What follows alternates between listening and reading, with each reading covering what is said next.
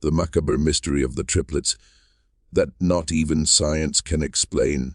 Winter tightened its grip on southeastern Ohio in 1856 with a cruelty that seemed intentional, as if the land itself were conspiring to hide what was about to occur. Snow pressed against shuttered windows, and the wind moved through the trees like a whispering witness. On one such night, beneath the floorboards of a modest Quaker meeting house, 3 children were born into darkness, secrecy, and fear. Their arrival would fracture the boundaries of reason and leave scars on history that science still refuses to touch. The place was not a hospital, nor even a proper home. It was a concealed basement, carved by human hands desperate enough to challenge law and bloodline alike. Above it, prayers were spoken softly. Below it, lives were hidden, protected, and hunted. The Quaker meeting house of Cedar Mills had become something far more dangerous than a sanctuary. It was a lifeline, a breathing space between capture and freedom, and on that frozen night, it became a birthplace for something unmeble. For generations, the descendants of those 3 boys guarded what happened next. Not out of pride, but out of terror, because the truth, if spoken aloud, threatened to unravel everything we believe about the human mind, the body, and the limits placed upon both. What follows was never written into medical ledgers or university archives. It survived only in handwritten journals, in trembling testimonies, and in warnings whispered to children who were told never to repeat them. Until now. Tonight, through Gospel of the Haunted, the silence breaks. Cedar Mills barely qualified as a town in those days.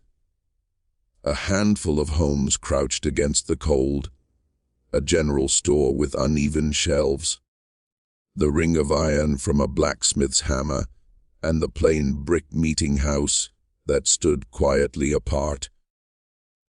The Quakers who gathered there believed in restraint, humility, and a radical truth that made them enemies of the state. They believed every soul was equal. That belief had turned their meeting house into a beacon for the Underground Railroad, a place where hunted people became protected lives. The work was overseen by Elder Samuel Whitmore, a man whose face carried the weight of hard seasons and harder decisions. His eyes missed nothing. For years, he had guided souls through danger, hiding them beneath the floor, while bounty hunters prowled the roads above. The basement was a hidden world, stretching almost the length of the building, supported by thick beams and kept alive by clever channels of air disguised as fence posts.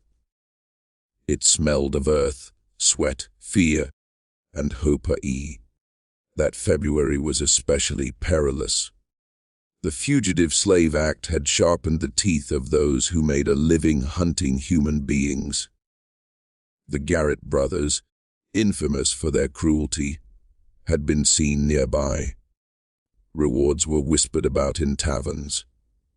Every footstep after dark sounded like betrayal. Every knock threatened to be the end. It was during this time that a young woman arrived under cover of night. She gave her name as Ruth and little else. Her age was guessed, not confirmed. What could not be ignored was her condition. She was heavy with child, her body straining under a burden that refused to wait. Samuel knew instantly that her journey north had ended here, whether they were ready or not. Ruth spoke softly, with an intelligence that unsettled those around her. She chose her words carefully, as though aware that language itself could be dangerous. She had learned to read. she said, and she carried herself with a quiet authority that did not match her circumstances. But it was not her education that disturbed people. It was her knowing. She sensed arrivals before lanterns appeared on the road. She turned away food that later sickened others. Once, she woke screaming moments before a patrol passed close enough to rattle the walls. No one could explain it. They only exchanged glances and prayed harder. 3 nights after her arrival, labor came early and without mercy. The wind outside howled like an alarm, and snow buried the world above as Ruth was lowered into the basement. Those hiding there were moved aside, pressed into silence as the air thickened with panic and pain. There was no doctor, no midwife, only shaking hands and whispered prayers. The first child arrived just before dawn, then the second. Then, to the horror of everyone present, a third. Triplets. In a basement meant to hide breathing bodies, not welcome new ones. The babies did not cry immediately. They opened their eyes instead, and those eyes did not behave as newborn eyes should. Witnesses later wrote that the children seemed aware, not focused, but searching. Their gaze moved together, as if tracking something unseen.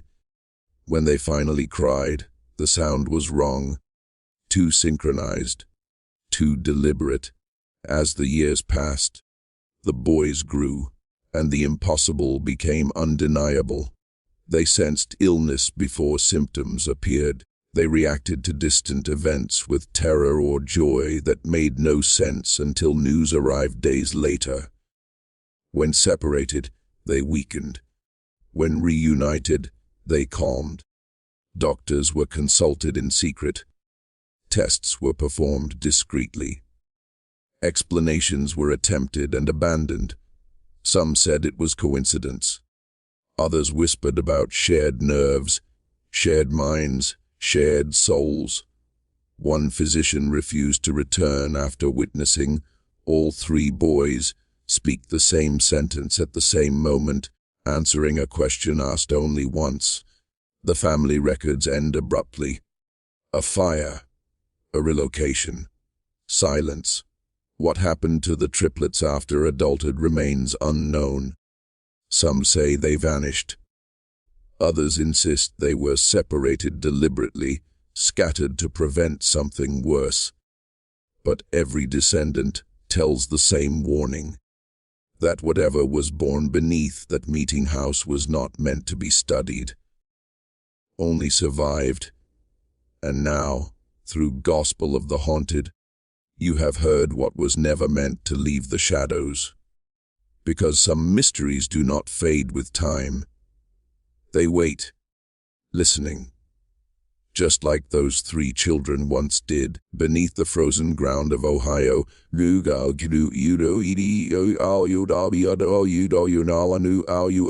Most unsettling of all, Ruth possessed a presence that seemed to bend reality itself. She would fix her gaze on anyone speaking, and quietly, with the calm authority of someone who simply knew, she would contradict them, not in anger, not with argument, but with the eerie weight of certainty. On her second evening in the hidden basement, she addressed Martha, Samuel's wife, with a soft, unnerving clarity.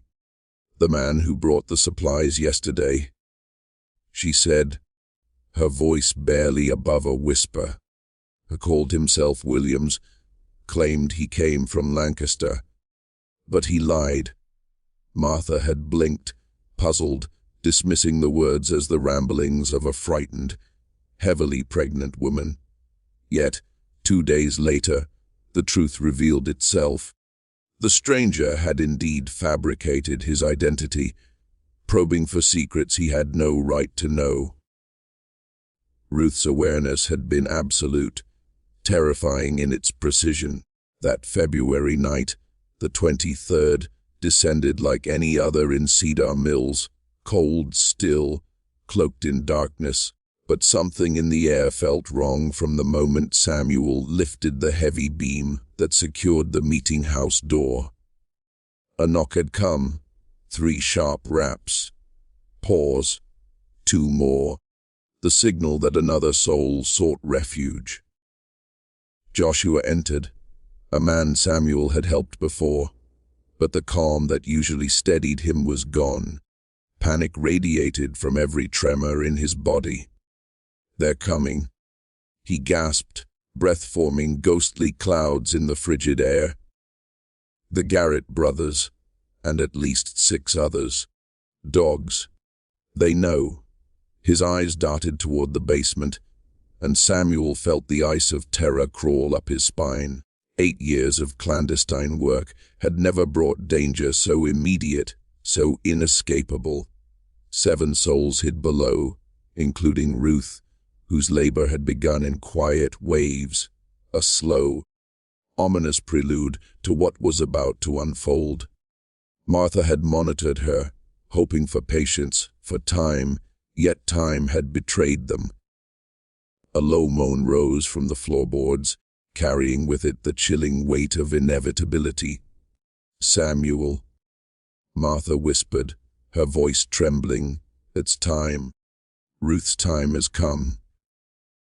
The world narrowed to shadows and frantic movement as Samuel and 2 men worked to usher the other 6 freedom seekers through the hidden northern tunnel.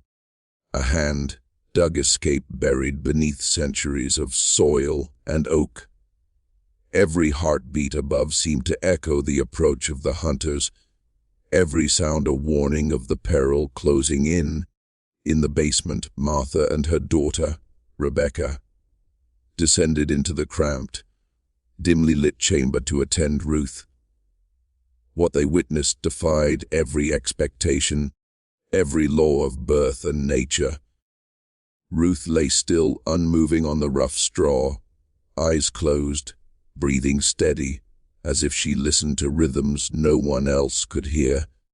When the contractions came, she did not cry, did not tremble. She simply waited, patient and unwavering, as if the moment itself had been preordained. "How many?" Martha whispered, placing her ear against Ruth's rounded belly, the age-old method of midwives. Ruth's eyes opened, luminous in the flickering candlelight, revealing depths of knowing that unsettled them both. 3, she said calmly. 3 boys. They've been waiting for tonight. Triplets. Born in a basement under the threat of hunters with hounds. Would have been shocking enough. But the certainty in Ruth's voice, the unnatural stillness of her body, and the suggestion that these unborn children had waited, as though aware of the danger and the moment, plunged the room into a silence thick with dread. Outside, distant hoofbeats punctured the quiet, and Samuel's voice reached down, taut with urgency. "They're here. The tunnel is clear, but we cannot move Ruth now." What happened next was later recorded in Martha Whitmore's private journal, a document kept hidden for over a century until its discovery in 2003. According to her account, as the hunters reached the meeting house, Ruth's labor accelerated in ways that stunned and terrified those present. The first child entered the world without a sound. No wailing, no struggle, only Ruth's controlled breathing. Martha lifted the newborn and was struck by a horrifying clarity. The boy's eyes were open, alert, absorbing the dim light as though he had always known it would exist. Before the cord could be tied, the second emerged, identical in its silent, impossible awareness. And then the third, arriving within minutes, completing the triad of unnatural perfection. Martha wrote that she had witnessed the most unnatural, unnerving birth of her life. 3 children born fully alert, breathing, and watching the world with a consciousness far beyond their fragile forms. The basement, filled with the scent of straw and sweat, now trembled with the weight of something more than life. It vibrated with the presence of something that could not be explained, something that would defy explanation for generations. Even in that moment, as the sounds of pursuit crept closer, as fear pressed from above and the frozen night waited outside, the children did not cry. They did not flail or wail. They simply were. And Ruth, in her impossible calm, continued to breathe, eyes bright with the knowledge that her children had arrived exactly as they were meant to. It was a night that blurred the line between terror and awe, where the ordinary laws of nature bent under the weight of an unseen order.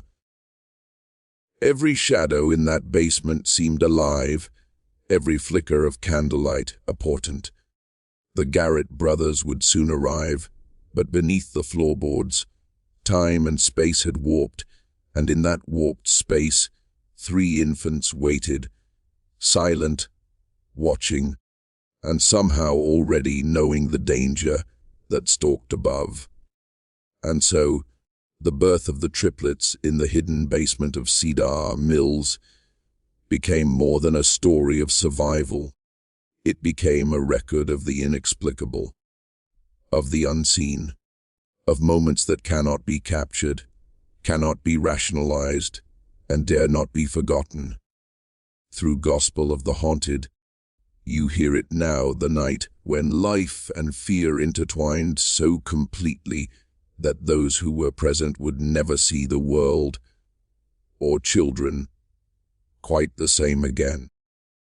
As Martha worked in silence, cleaning and swaddling the 3 infants, the weight of danger pressed down from above. Footsteps echoed across the wooden floorboards, heavy and deliberate.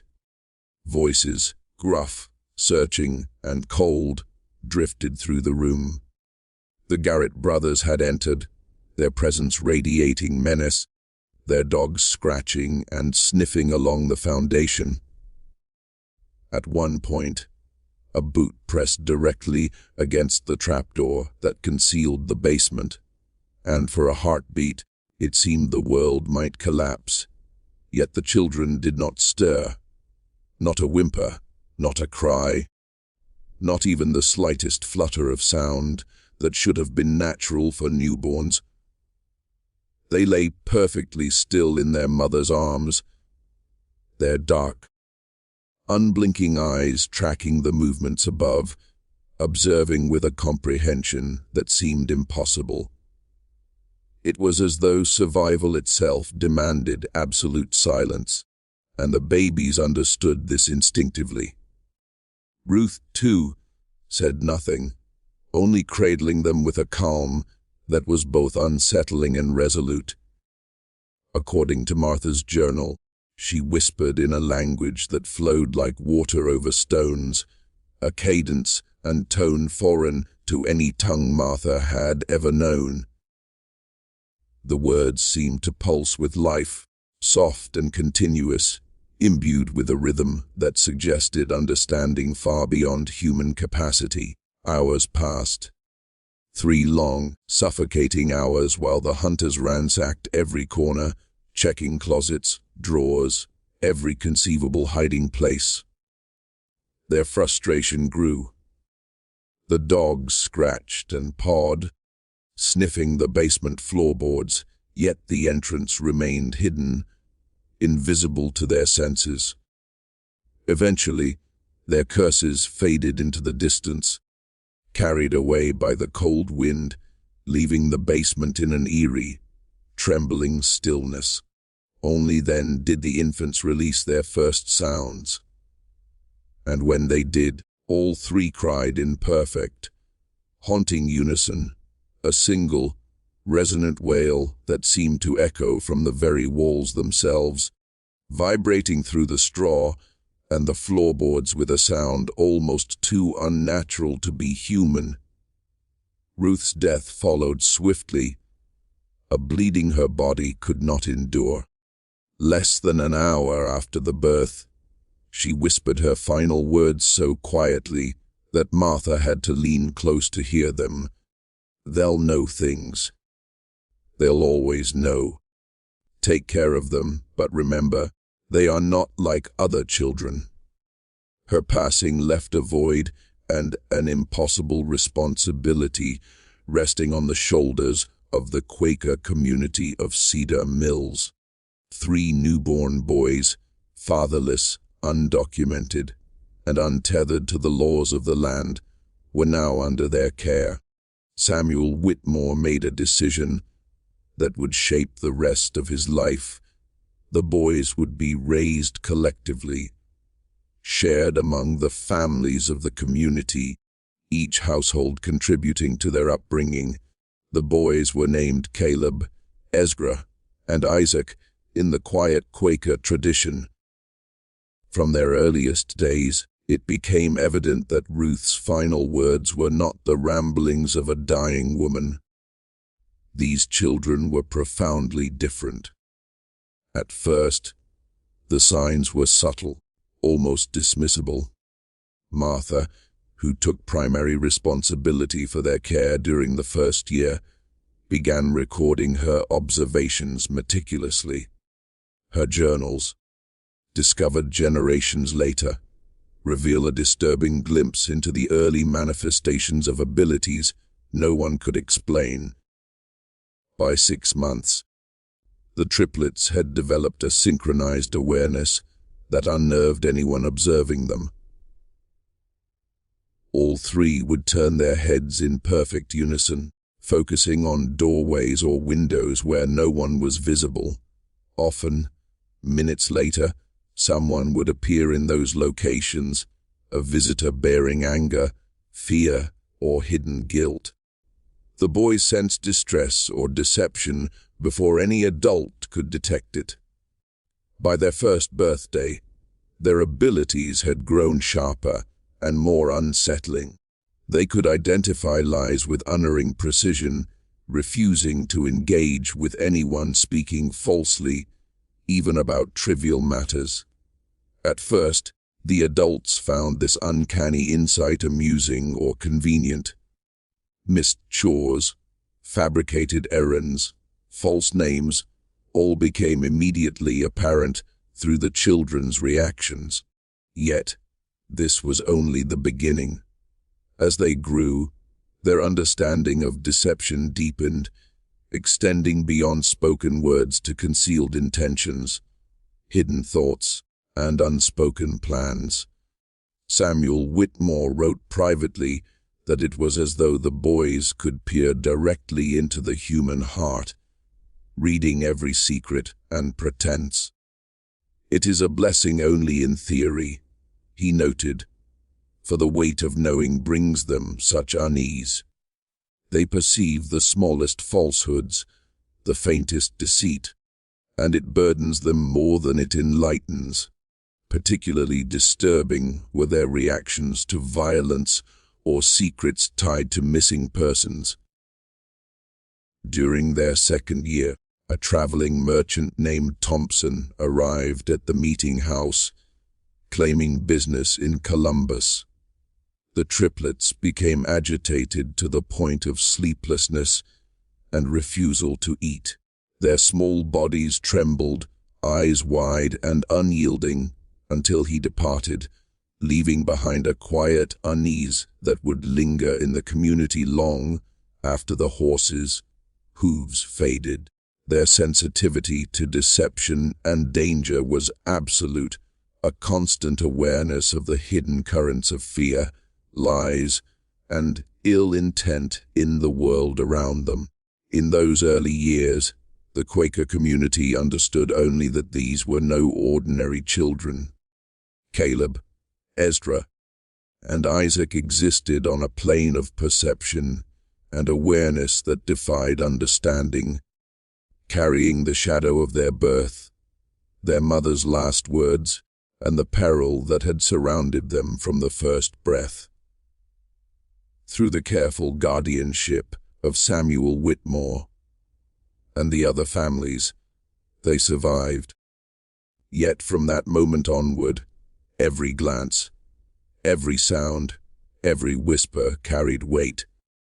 These were children who knew things before they happened, who sensed danger before it arrived, and whose presence alone seemed to bend the fragile laws of reality. And through Gospel of the Haunted, their story emerges again, allowing us to feel the tension, the fear, and the otherworldly knowledge that Caleb, Ezra, and Isaac carried with them from their first breath, babies born into terror, silence, and the uncanny, forever marked by the night their lives began. 2 weeks later, word reached Cedar Mills that Thompson, the traveling merchant, had been arrested for the murder of his business partner, the body hidden in the very wagon he had brought to the meeting house. By the time Caleb, Ezra, and Isaac were 3, the community had begun to recognize the eerie expression that had come to define them, the knowing look. All 3 would turn their heads at once, dark eyes locking on someone harboring secrets too deep for ordinary perception.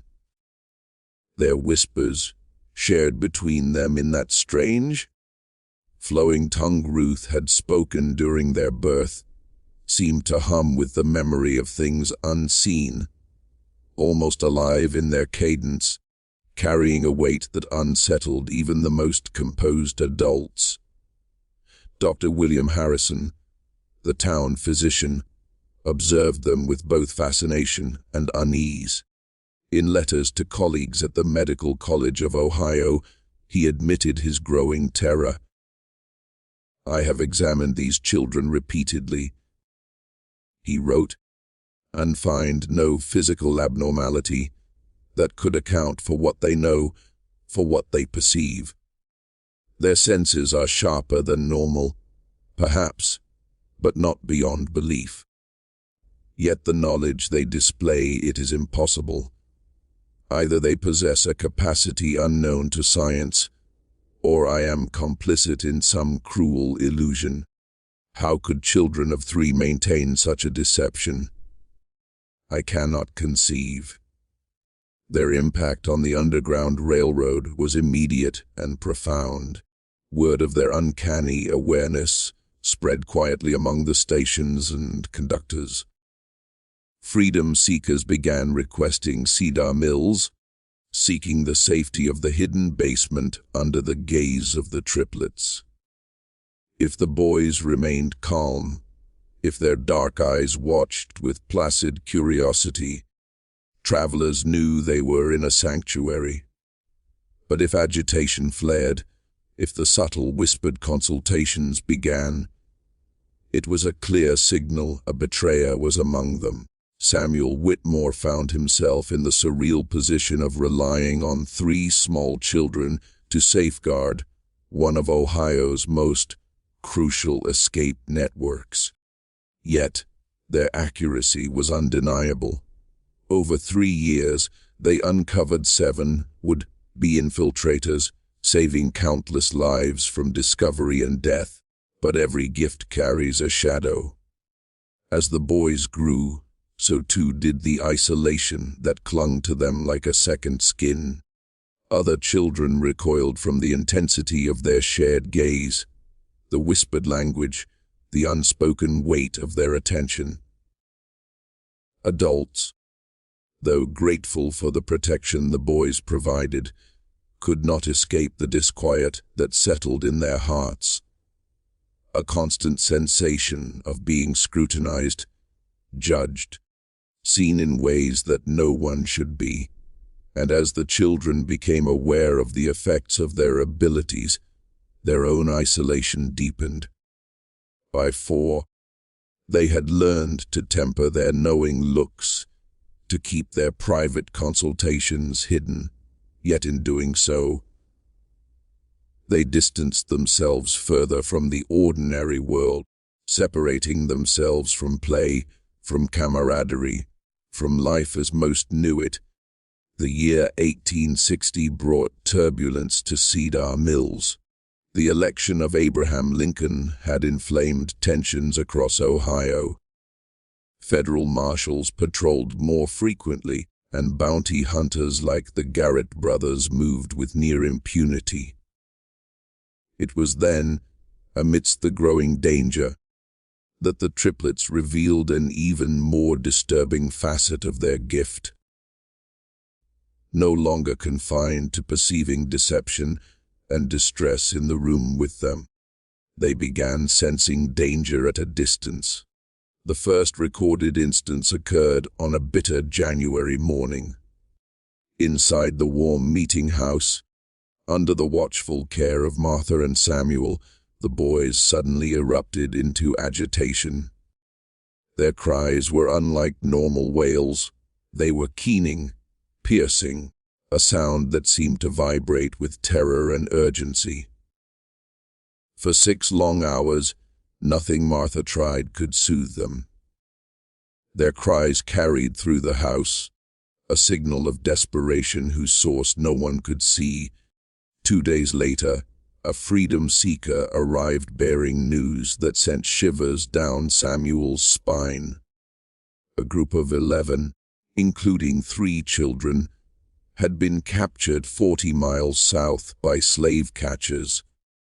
The timing was exact, coinciding with the start of the triplets' anguished cries. Among the captured was a pregnant woman who had given birth under brutal conditions during the forced journey. Both she and the newborn succumbed to exposure before they reached Kentucky. Samuel attempted to dismiss it as coincidence. Yet 3 weeks later, the phenomenon repeated. This time, the boys' distress lasted only 2 hours, but reached an intensity that seemed to shake the very walls of the meeting house. Word arrived the following day. A conductor had been shot and killed while aiding a family near Portsmouth. The triplets had sensed the peril, had felt the suffering and death at miles of distance, their young minds absorbing danger that should have been impossible to know. Dr. Harrison, increasingly alarmed, documented each incident, unable to reconcile medical understanding with what the children revealed. The triplets' awareness was absolute. Lies, hidden intentions, and concealed suffering were palpable to them, woven into the air like an invisible current that only they could perceive. Their gaze alone became both comfort and terror. It could protect or condemn, all without a word. And through Gospel of the Haunted, their story emerges again, carrying with it the weight of lives touched and saved, of dangers felt long before they arrived, and of the uncanny, impossible knowledge that Caleb, Ezra, and Isaac bore from the very beginning, children born into shadows, silence, and secrets that stretched far beyond Cedar Mills, beyond Ohio, beyond the reach of ordinary comprehension.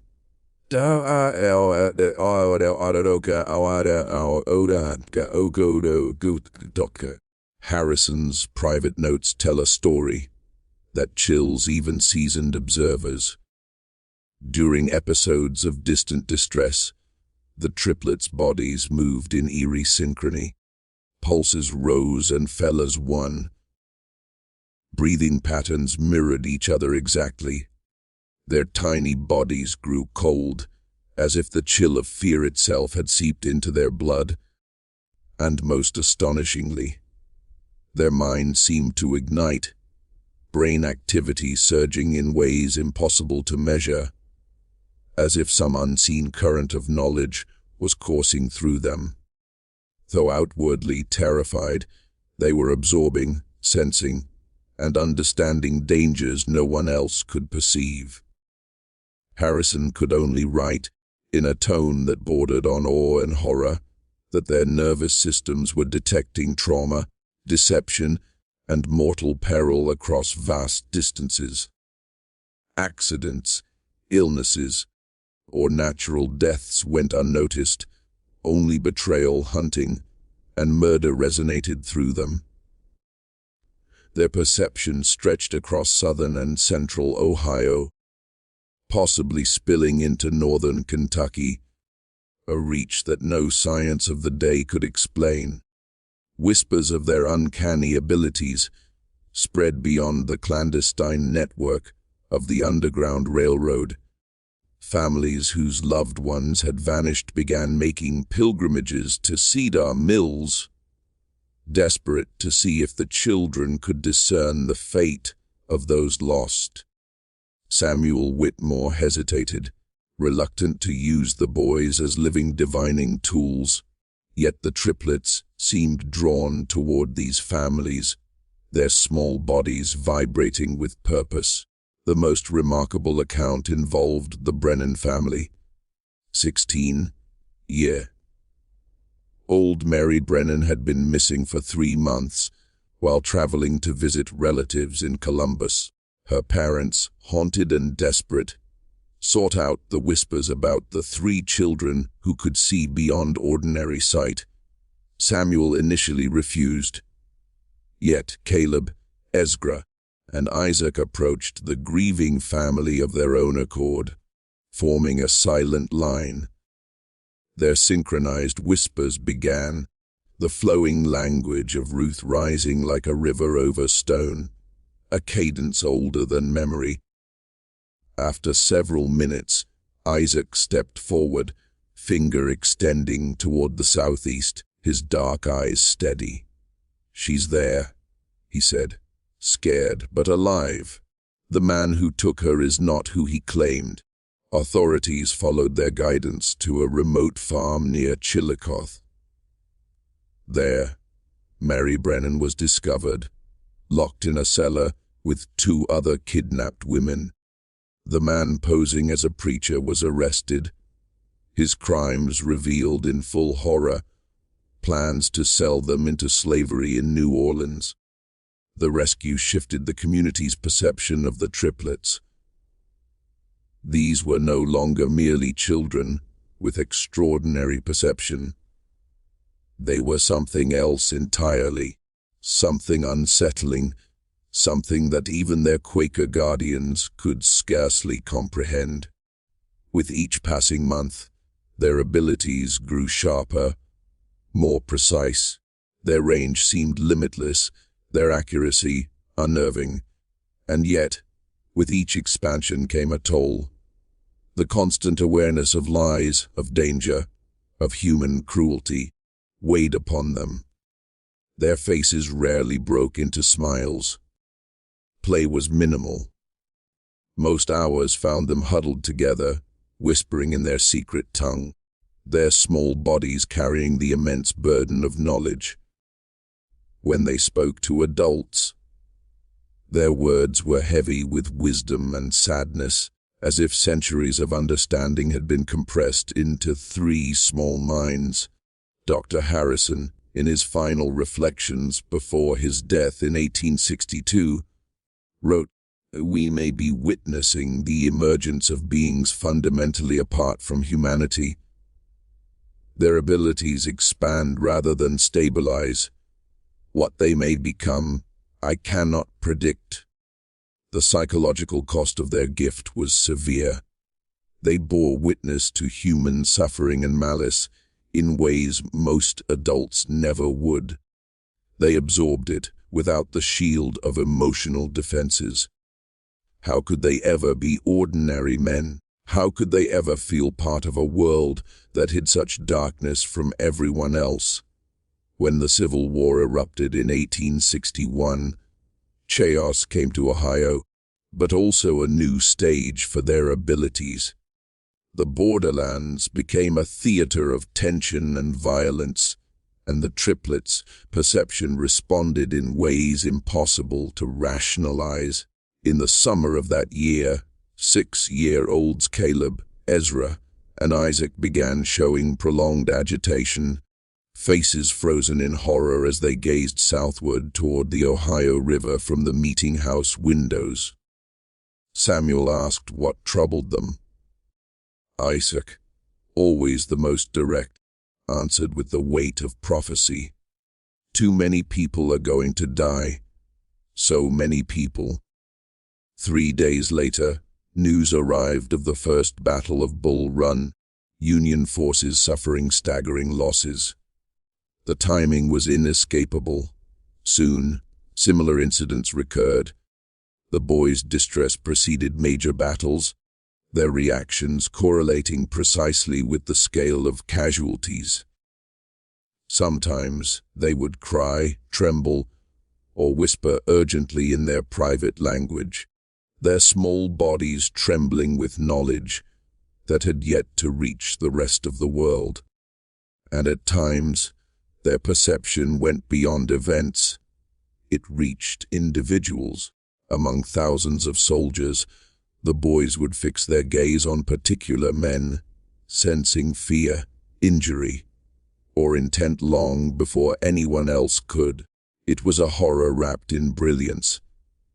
Lives were saved, dangers avoided, yet the cost remained. They were children, yet they carried knowledge and foresight that isolated them from all but each other.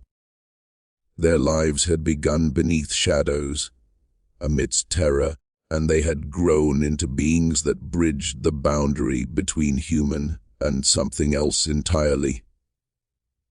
And through Gospel of the Haunted, their story resurfaces Caleb, Ezra, and Isaac, born into the icy terror of a Quaker basement in Ohio, who saw the world not only as it was, but as it would be, and whose silent, knowing eyes bore witness to every secret, every betrayal, every death, and every flicker of hope long before the rest of us ever could.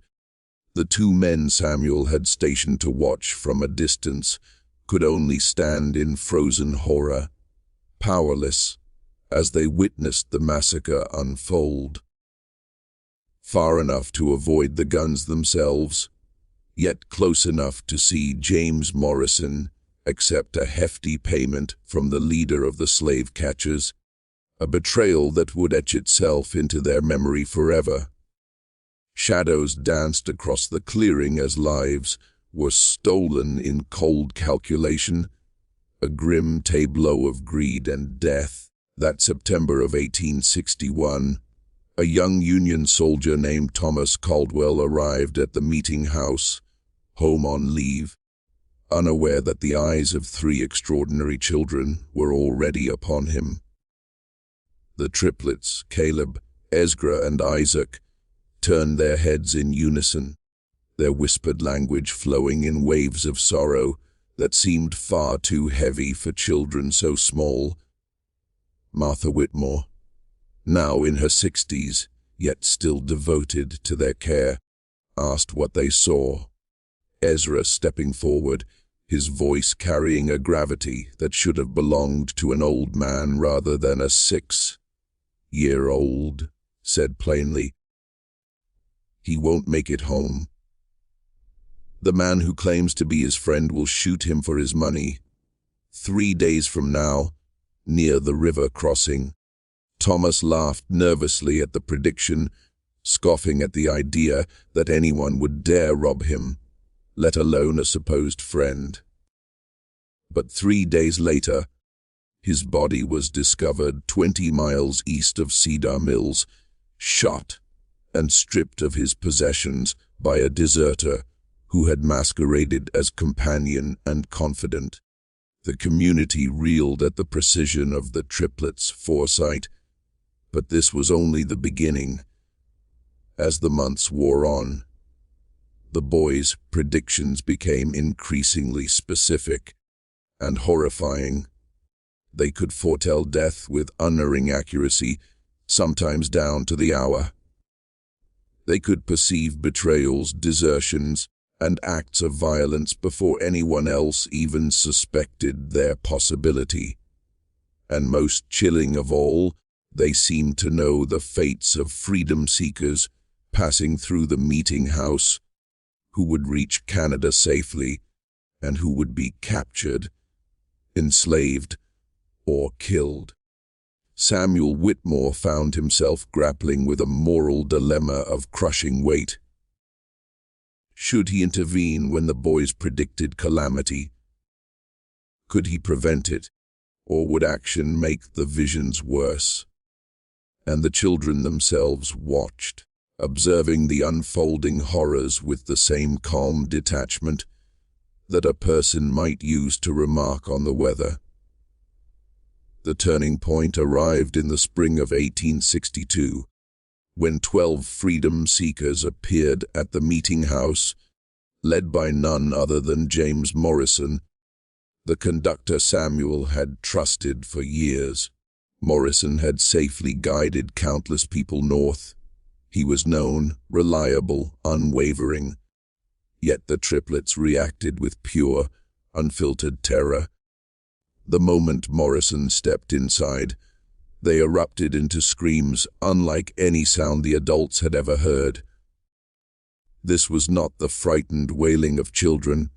It was primal, raw, the warning cries of creatures attuned to the presence of death itself. Faces twisted, voices rising in terrifying unison. They pointed at Morrison with eyes wide and horrified. Samuel tried to question them, to understand what had triggered such a reaction. But the answer was chillingly simple. Death. He brings death. So much death. The room seemed to shrink under the weight of their warning, yet Samuel hesitated. Morrison insisted the group was safe and prepared to continue north. Desperate men, women, and children, some as young as 8, some as old as 60, stood before him, trusting the man who had guided them thus far. But the triplets' agitation only intensified. They refused to enter the basement, huddled together in their whispered language, eyes fixed on Morrison. The woods by Miller's Creek, tomorrow night, they warned. He will call to them. They will trust him. But the men with guns will be waiting. Samuel faced an impossible choice. Trust the word of 3 children whose abilities defied explanation, or risk the lives of 12 people in hopes that Morrison's integrity held. The compromise he chose would haunt him forever.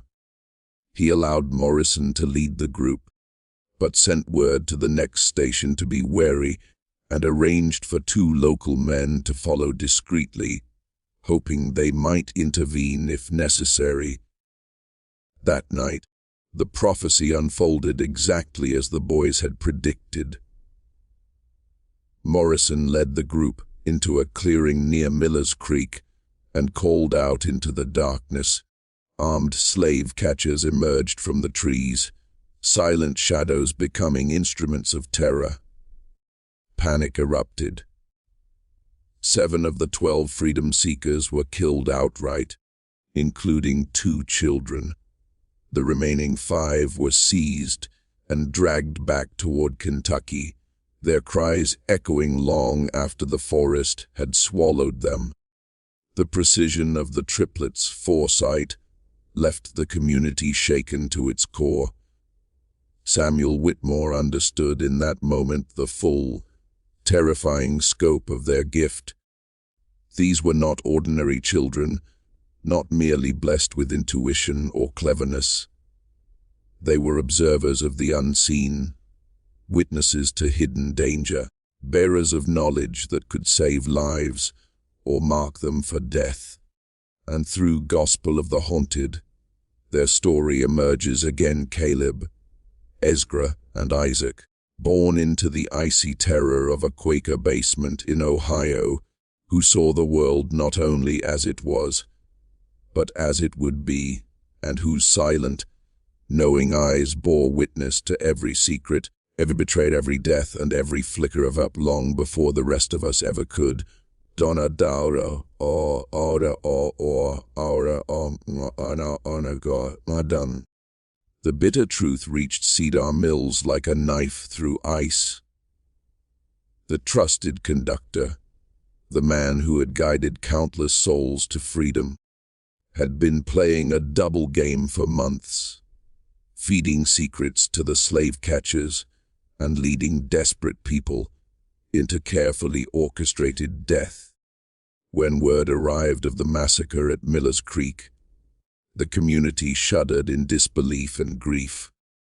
7 lives extinguished, 5 more condemned to slavery, and one of their most reliable allies exposed as a traitor. Yet above all, the realization that 3 7-year-old children had foreseen it all and had been ignored settled over the meeting house like a suffocating fog. For the first time in years, the triplets displayed an emotion Samuel Whitmore had never seen. It was not sorrow or rage, but a profound, piercing disappointment that seemed to measure the very depth of human cruelty.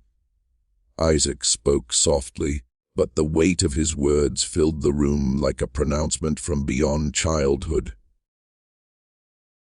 "People never listen," he said, his tone carrying the authority of centuries. "They never want to believe what we can see. They think we are just children, but we have witnessed more death than anyone here. We know what people are capable of when they believe no one is watching." Samuel felt the air grow thick, heavy with the undeniable presence of their insight. The boys were no longer simply children with extraordinary gifts. They were becoming something entirely other, capable of seeing into the hidden heart of human nature with perfect, unflinching clarity. And that terrible knowledge was reshaping them into beings increasingly alien to the world around them. Yet even this did not reveal the full extent of their transformation. The winter of 1863 arrived with a cruelty of its own, burying Ohio beneath snow and frost as the Civil War escalated into one of its most brutal phases. The triplets, now 8, became the focus of Dr. Elizabeth Hartwell, one of the first female physicians in Ohio and a specialist in neurology. For 6 months, under the guise of scientific inquiry sanctioned by the Medical College of Ohio, she observed and examined the boys. Her instruments, primitive by modern standards, uncovered phenomena that defied everything known about human biology. The triplets' brains exhibited unprecedented activity in regions associated with pattern recognition and emotional processing. Even more astonishing, their nervous systems seemed to communicate directly with each other. When a mild electrical stimulus was applied to one boy's arm, the other 2, separated by rooms and walls, responded immediately, heart rates and breathing patterns synchronized, brainwaves echoing as though a single consciousness stretched across 3 bodies. Dr. Hartwell's journal described it as something impossible to classify, a distributed intelligence, a singular mind expressed through 3 vessels. But the revelation that would haunt even the most seasoned scientists came when she tested their abilities to perceive deception. Volunteers spoke truths and lies, and every subtle signal, every tremor of the body, every flicker of the eye was unnecessary for the boys. They were reacting to something unseen. Electromagnetic readings, faint but consistent, revealed the unthinkable. The children could sense the electrical patterns generated by human thoughts and emotions. Lies, fear, violence. Every hidden intention produced signatures their brains could detect as clearly as sight or sound. Dr. Hartwell wrote in her report, classified for decades, these children perceive the electrical activity of the human mind. Their abilities explain not only their detection of deception, but also their uncanny prescience of violent events and distant suffering. They are not prophets. They are humans whose senses have evolved beyond comprehension. Even more disturbing, the origin of this evolution lay in shadows. Analysis of tissue from their mother, Ruth, long preserved in the Quaker cemetery, revealed she had been exposed to massive doses of industrial chemicals during her pregnancy, substances used in the processing of indigo dye on southern plantations. It was a grim, chemical alchemy that may have altered the very blueprint of human consciousness, giving rise to minds capable of perceiving what no ordinary person could even imagine. The implications were staggering. The boys were human, yet not as humanity is usually defined. Every glance, every whisper, every measured action had roots in a reality that defied the limits of science, morality, and ordinary understanding. And through it all, they carried the weight of what they saw: betrayal, death, injustice, an eternal witness to the darkness that humanity often chooses to ignore. Samuel Whitmore, the Quaker community, and even the physicians observing the children understood, on some deep, instinctive level, that the triplets' journey had only begun. Their abilities were evolving, their understanding of human evil deepening, and the question no one dared answer aloud was not what they could see, but what they might become. Could the world withstand such perception? Could ordinary lives continue in the presence of beings who carried knowledge that belonged to no one else?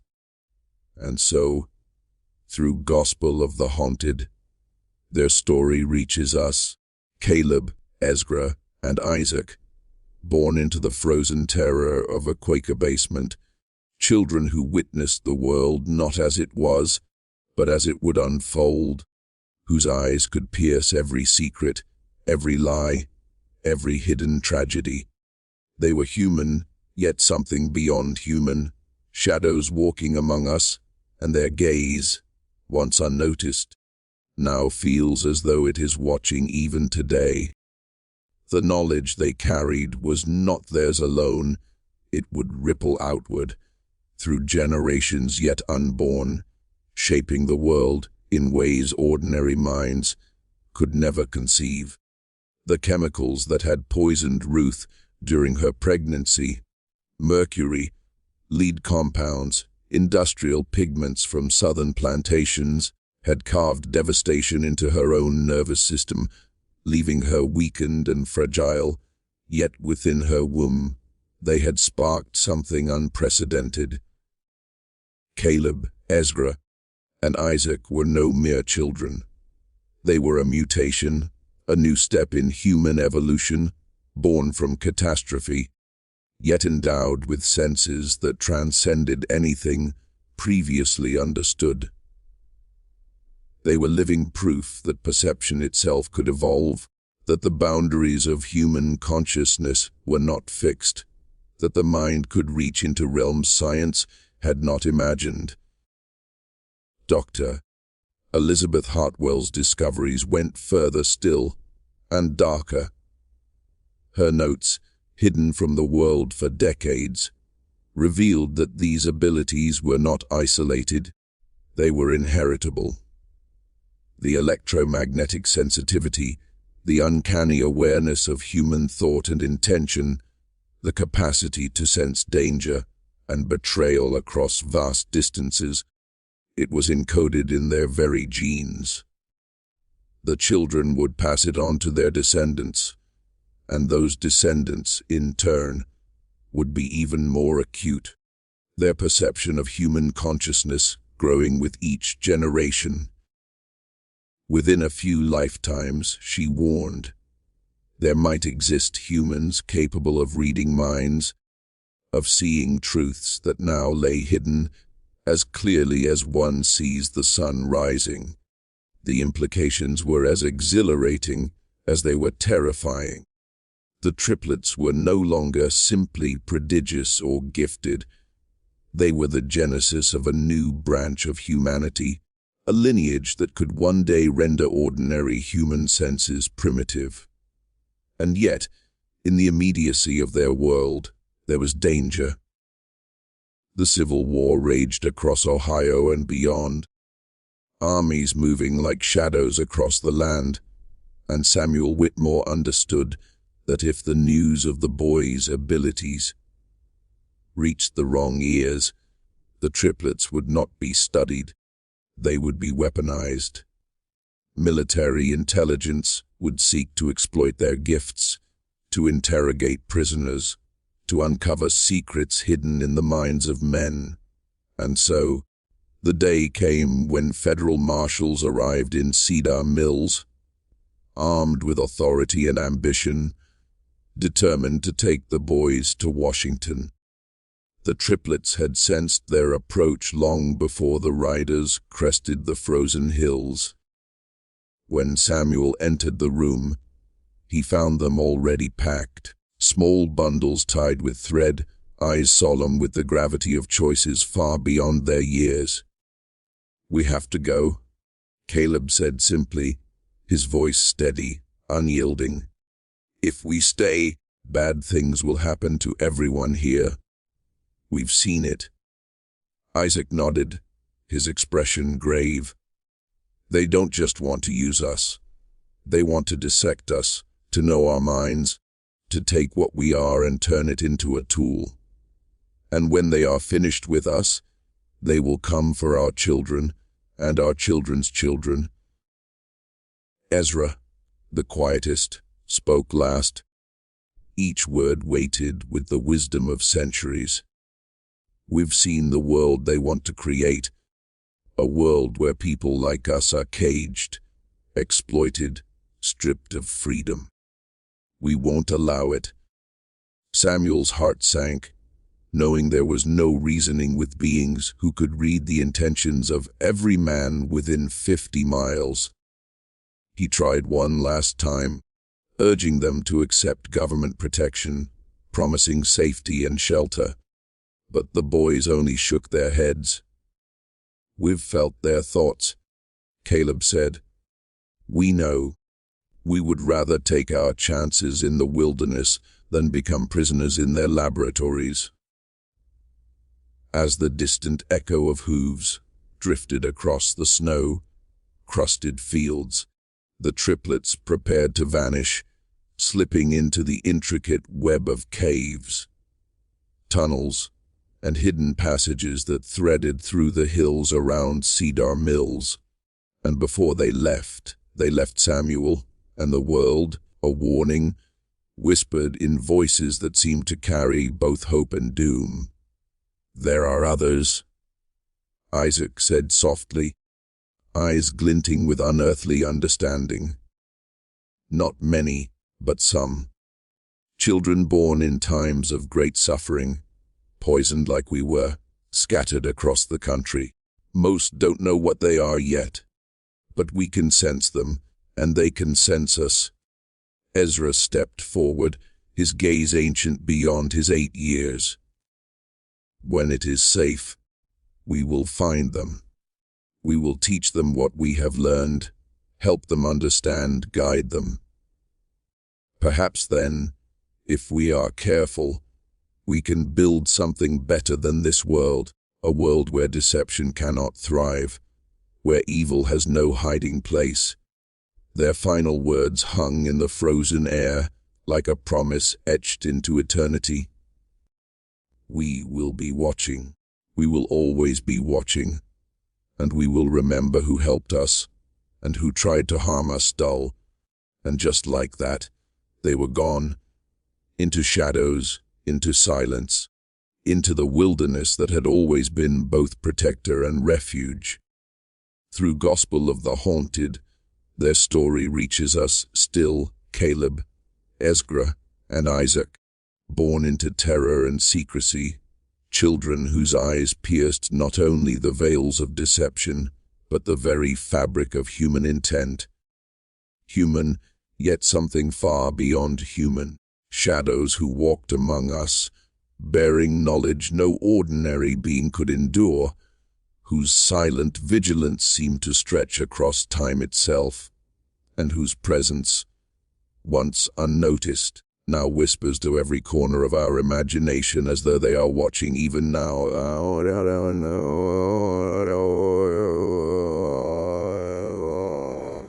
The echoes of their departure lingered long after the last footprints faded from the frozen earth. Samuel Whitmore remembered the hollow emptiness of the meeting house, the silence that swallowed every corner, as if the very air had been evacuated of presence. 3 children had vanished, leaving only faint traces of their extraordinary lives behind, as though they had never walked this world at all. Federal marshals arrived hours later, their boots clattering across the bare floors, their dogs sniffing fruitlessly at empty rooms, searching for shadows that had already melted into legend. There was nothing, no sign, no whisper, no trace. Dr. Elizabeth Hartwell's research, classified almost immediately by military authorities, would remain hidden for more than 6 decades, a record of human evolution caught in its infancy, suppressed until the world was ready, or perhaps until the world could understand. When her papers were finally released in 1924, they shocked the medical establishment. By then, the boys would have approached 70 years of age, and any hope of observing the living manifestation of her discoveries had long vanished into obscurity. Samuel himself survived until 1889, carrying the secret of what he had witnessed like a stone pressed to his chest. In his private reflections, discovered after his death, he wrote with awe and fear intertwined, "I have glimpsed the future of humanity, and it both terrifies and astonishes me." Those 3 boys represented something unprecedented, something that could either lift our species to unimaginable heights or destroy it utterly.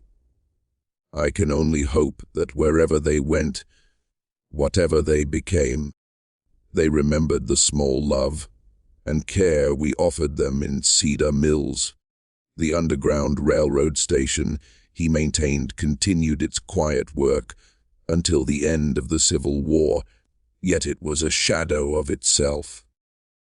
Without the silent, unerring vigilance of the Triplets, infiltrators went undetected, plans faltered, and the risk of betrayal grew heavier with every passing season. Several conductors were captured or killed, and the meeting house, once alive with whispered warnings and careful secrecy, fell eventually into neglect, its walls crumbling in the slow surrender to time and winter. Yet the story of the Triplets was far from over. Across the decades, whispers began to surface in distant corners of the United States, fragments of a phenomenon that defied explanation. A girl in Pennsylvania forewarned her family of accidents days before they occurred. Twin boys in Texas could locate missing persons with an accuracy that made adults uneasy. A child in California could discern lies with the casual certainty of seeing daylight. These stories were dismissed by most, shrugged off as folklore, superstition, exaggeration. But patterns emerged for those who knew how to read them. These children were born during epochs of violence, upheaval, and suffering. Their mothers had often been exposed to toxins, industrial chemicals, poisons, substances that should have destroyed life, yet somehow altered it instead. And the children themselves carried the same strange electromagnetic sensitivity Hartwell had documented in the triplets of Cedar Mills. Modern research confirms what Hartwell had intuited in the mid-19th century. Extreme environmental stress combined with chemical exposure can trigger rapid genetic mutations, passed down through generations, shaping humans in ways previously unimagined. Among these cases, the Cedar Mills triplets were the first documented, a prototype of stress-induced human evolution. Historical accounts now record at least 47 other individuals born between 1850 and 1900, their lives quiet, unremarkable in outward appearance, yet their minds attuned to electromagnetic currents, subtle neural signals, the hidden thoughts and intentions of others. Many lived and died unaware of the breadth of their abilities. Dr. Sarah Chen, a modern neurologist at Johns Hopkins University, has spent decades mapping this genetic thread through contemporary populations. She estimates that perhaps 0.1% of Americans today carry remnants of the same heightened sensitivity first observed in Cedar Mills, an invisible lineage capable of perceiving the electrical patterns of human thought and emotion. They are not telepaths in the mystical sense. They do not hear voices or read minds, but their brains are tuned with such precision that deception, fear, and intent register like signals in the air around them. The subtle vibrations of the human heart, the flickers of unspoken truth, the hidden tremors of betrayal, they feel them all. And yet, this gift carries weight, as it always has. The children of Cedar Mills, Caleb, Ezra, and Isaac, vanished into obscurity, but their legacy remains encoded in the hidden architecture of the human genome. They were the first to traverse this threshold, the earliest evidence that human perception could leap beyond the limits imposed by biology, that consciousness could evolve in response to suffering and exposure, that the mind itself could become a finely tuned instrument capable of detecting the unseen, the concealed, and the unspoken. The world may never fully understand them, and perhaps that is just as well. For every human whose senses are sharpened in ways science has only begun to measure, there exists the burden of knowing too much, of seeing the hidden cruelties, the lies, the malice lurking behind familiar faces. And still, the lineage continues, carried quietly through the centuries, growing with each generation, a whisper of a new human potential waiting to emerge. Through Gospel of the Haunted, we remember them, not as children of a long past century, but as progenitors of something more, something that bends the boundaries of what it means to be human. Caleb, Ezra, and Isaac vanished from the frozen Ohio fields, but their presence persists in the unseen, in the quiet intuition of those who can sense the world beneath the surface, in the subtle electricity that hums through the hearts of those who carry their legacy. And perhaps, just perhaps, if we listen closely enough, we can feel them still, watching, waiting, and whispering truths that humanity is only beginning to perceive. If the human mind can evolve under pressure, if stress and exposure can bend the very fabric of consciousness, then what might emerge next as our species confronts new and unimaginable challenges? And if the Cedar Mills triplets were right, if each generation of their lineage grows sharper, more attuned, more perceptive, what might their descendants be capable of in this very moment, quietly watching, quietly learning, quietly shaping the world from the shadows? The answer, it seems, may already be closer than anyone realizes.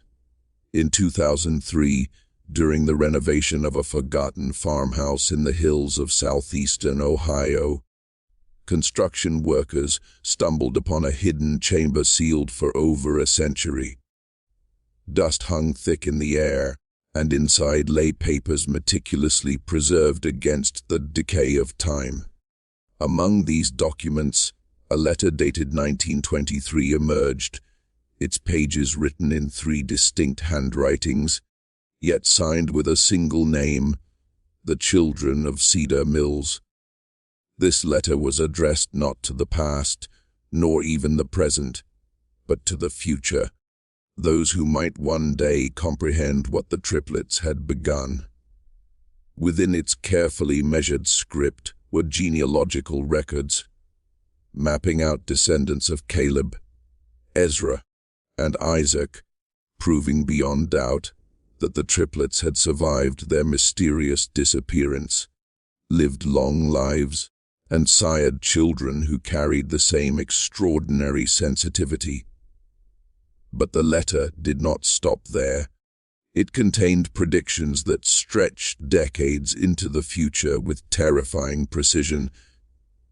The dates of both world wars, the location of the first atomic bomb test, the year humanity would reach the moon, and countless other milestones that no ordinary observer could have foreseen. Each revelation was meticulously documented, each signature a thread connecting the past to an invisible, living present. And then, the letter closed with words that were at once reassuring and chilling. We are still here. We are still watching. Our numbers grow, our abilities sharpen with every generation, just as we promised. When the world requires our gifts, we will be ready.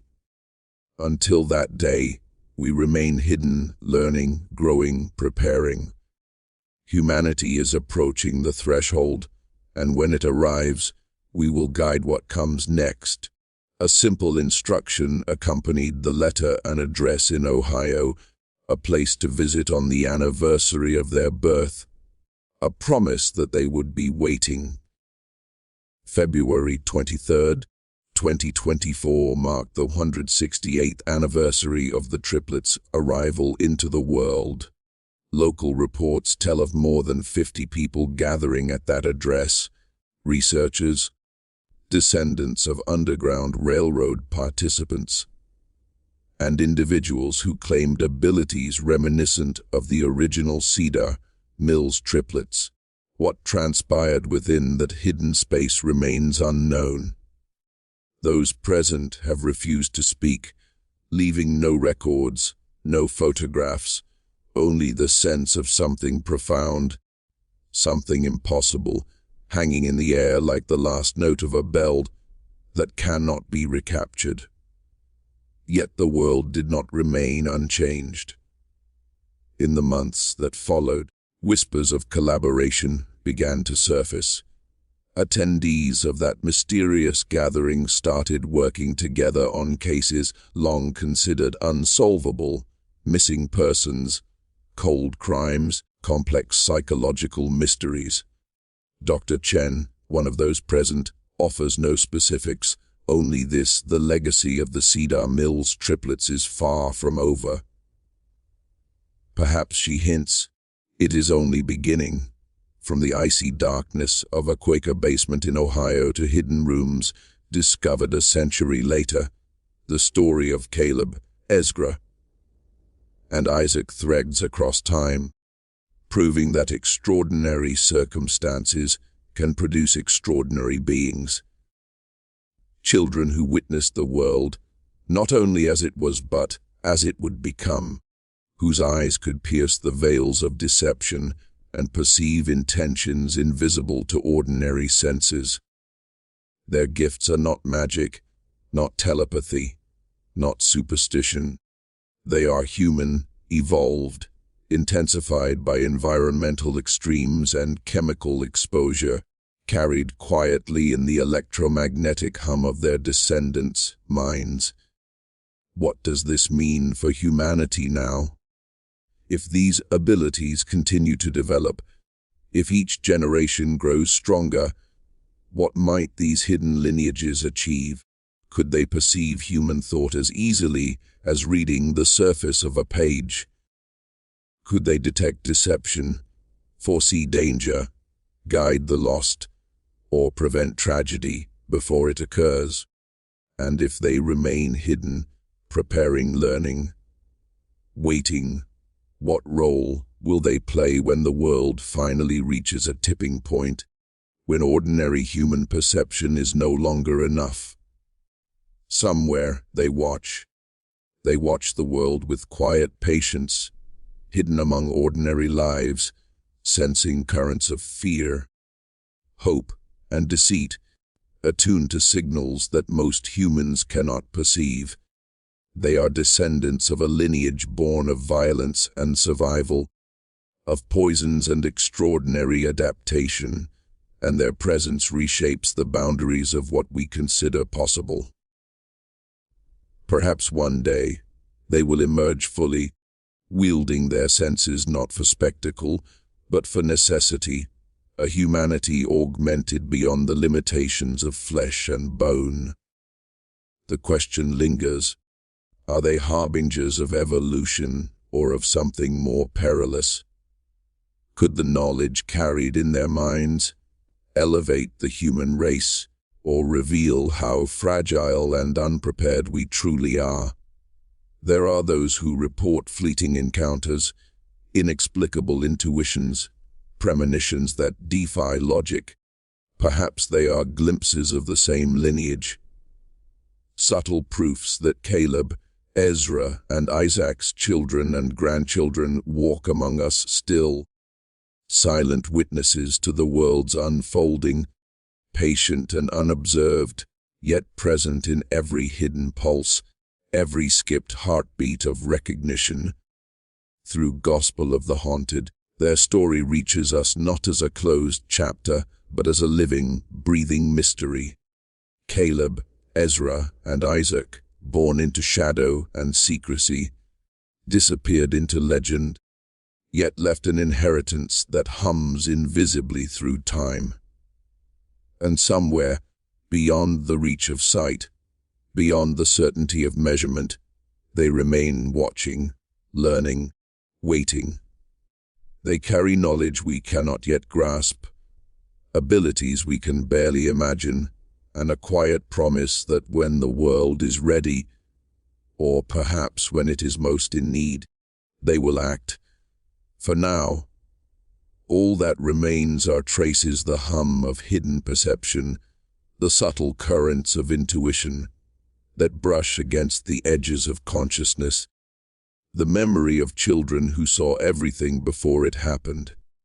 And perhaps, if we listen closely enough, if we attune ourselves to the faint pulse beneath the surface of the world, we can feel them still, watching, whispering, and preparing for the moment when the next chapter of human evolution will finally begin.